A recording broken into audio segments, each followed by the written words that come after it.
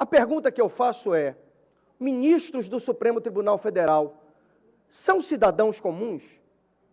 Ministros do Supremo Tribunal Federal têm CPF como eu tenho? Porque se a resposta for sim,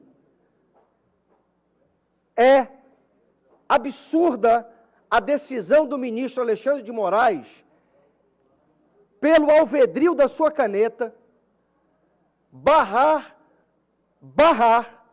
a ação de auditores fiscais da Receita Federal do Brasil. Eu tenho CPF, eu estou submetido à legislação nacional. Então, se o meu patrimônio apresentar alguma inconsistência, a Receita Federal, em algum momento, vai me fazer questionamentos.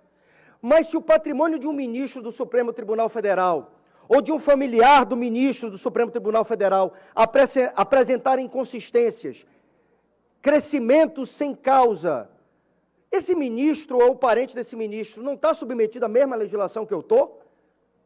Esse ministro tem uma legislação solar, galáctica, não é a legislação brasileira?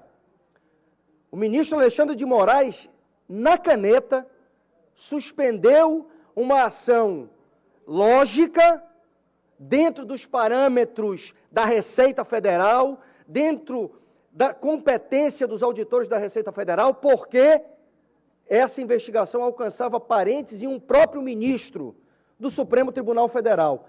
Que país é esse? Que país é esse? O ministro tem um CPF melhor que o meu? O parente do ministro tem um CPF melhor que o meu?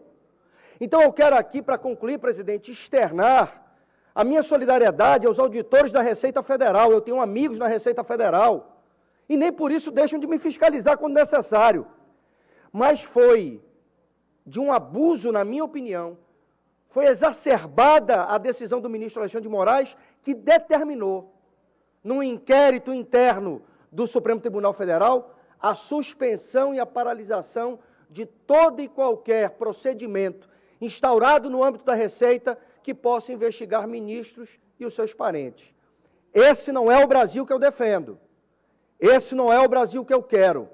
O Brasil é um só, o Brasil é para todos, a lei é para todos, e se a Receita Federal tem indícios, dentro de um procedimento correto, dentro de um procedimento nos limites da legislação, e tem que investigar um parente do ministro do Supremo Tribunal Federal, o Supremo não vai deixar?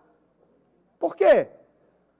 Então, eu concluo dizendo, o Brasil não merece esse tipo de comportamento. O Supremo Tribunal Federal não pode fazer daquela máxima popular, faço o que eu digo, mas não faço o que eu faço, a sua couraça de proteção.